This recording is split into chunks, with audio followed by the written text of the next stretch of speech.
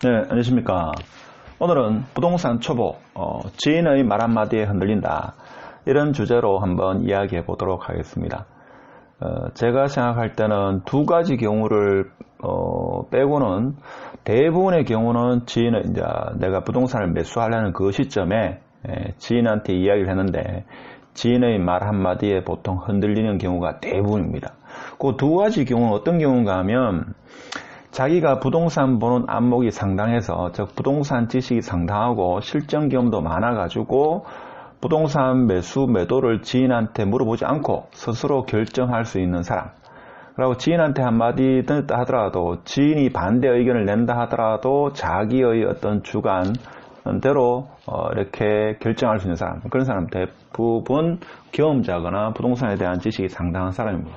그 사람과 두 번째 경우는 어떤 경우인가 하면 나의 재산이 아니고 부모님의 재산으로 제 앞으로 소유권을 해주는 경우, 쉽게 말해서 부모님이 돈을 대주고 제가 아파트를 사거나 안 가면 상가를 사면 부동산이 돈을 아버님께서 부모님이 돈을 주는 경우, 이 경우에는 어차피 20년 뒤에 부모님한테 돈을 받는 것보다는 지금 당장 내 이름으로 소유권을 얻기를 원하기 때문에 이때는 좀 결정이 빠릅니다.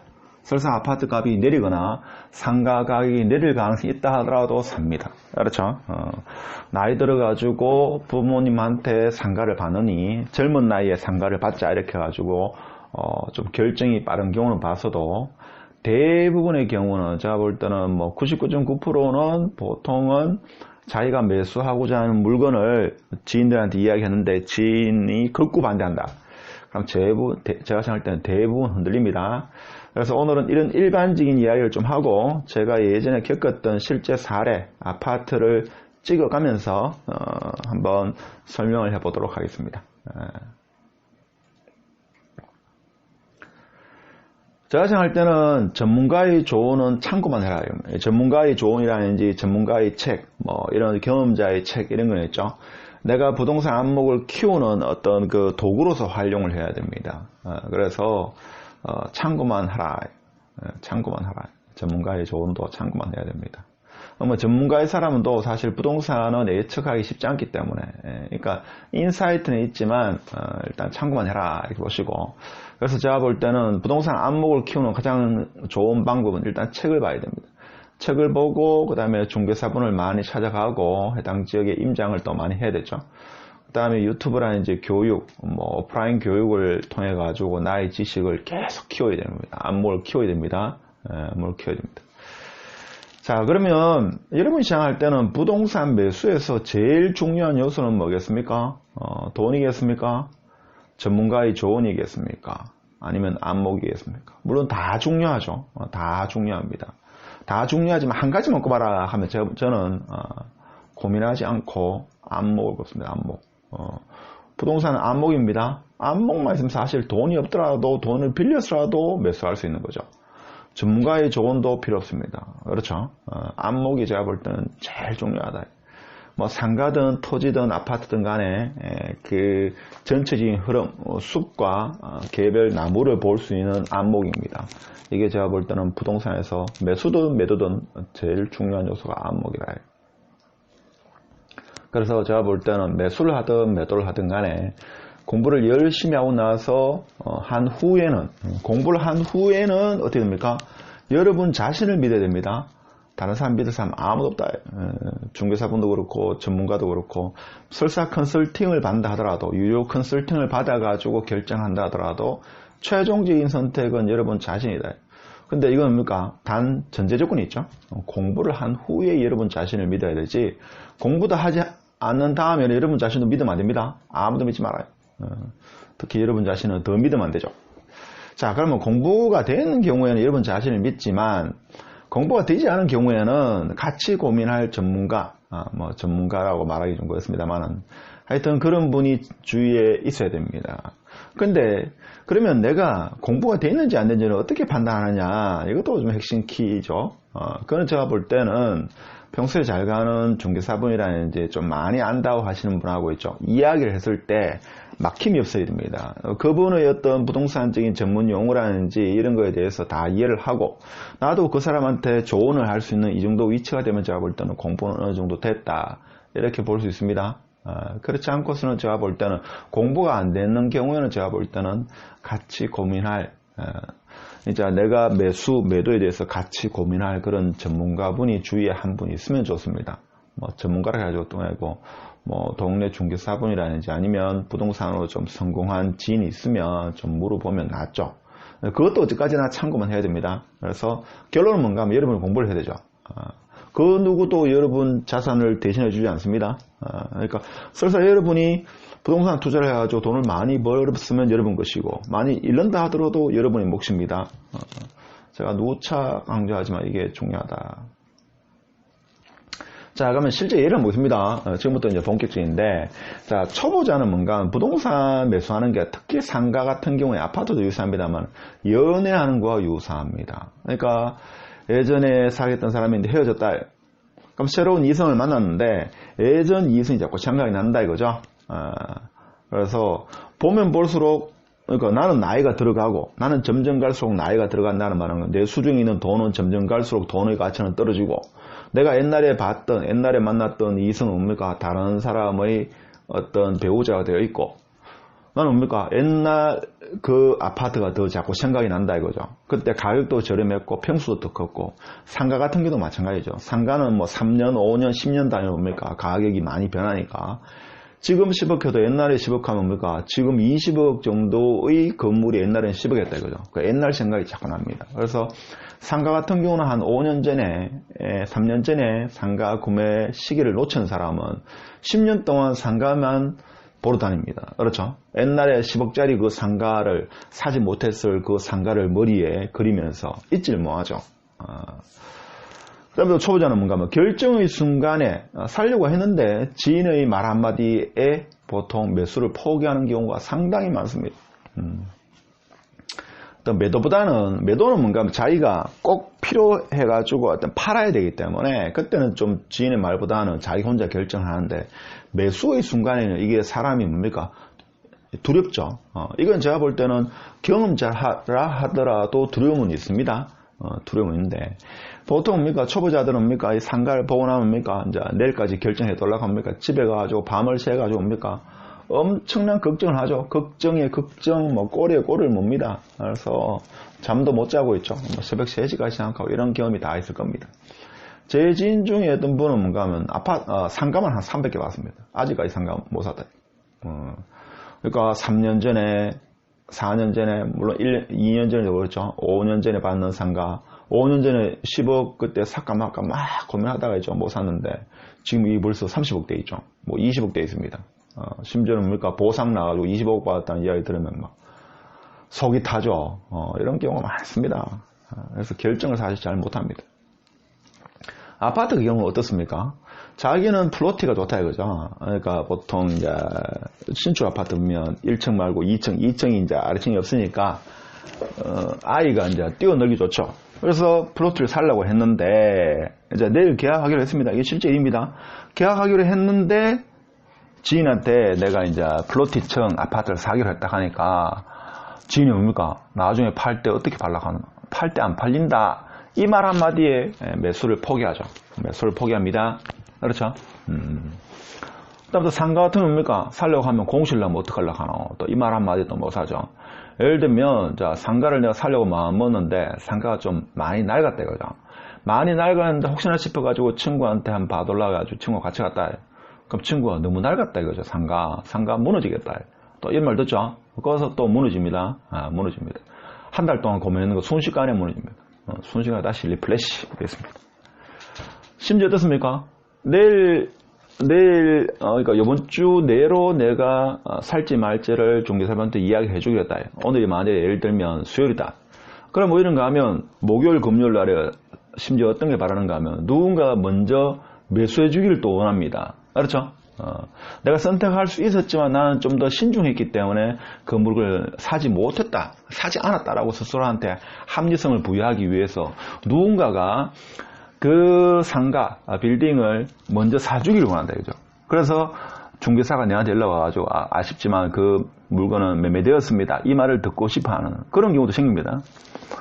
또 어떤 경우가 있는가 하면, 월세가 많아도, 저게 매도자가 뭐 꽁수가 있지 않을까, 이런 걱정을 하죠. 월세가 너무 적어도 걱정이에요. 다른 건 다 마음에 드는데 월세가 너무 적다 이거죠. 월세가 많아도 걱정, 적어도 걱정. 걱정이 한두 가지 아닙니다.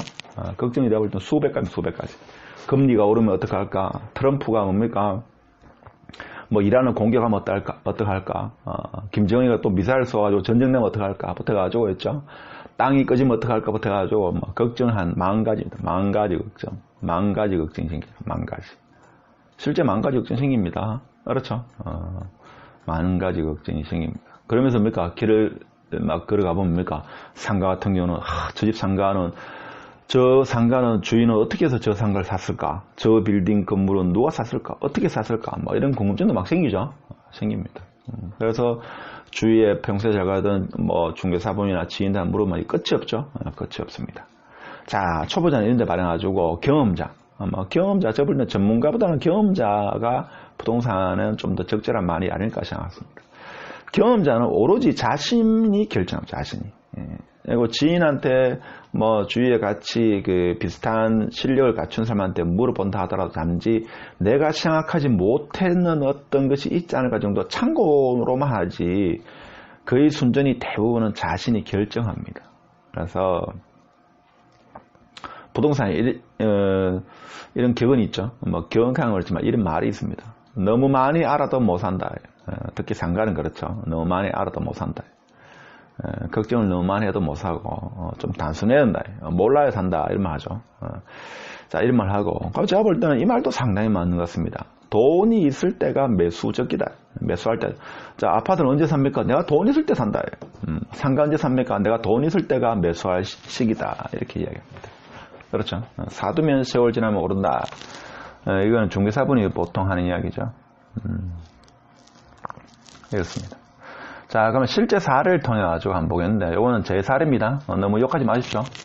아주 오래전에, 지금부터 한 7, 8년 전에 있었던 일인데, 사례 한번 보도록 하겠습니다. 사례를 한번 보도록 하겠습니다.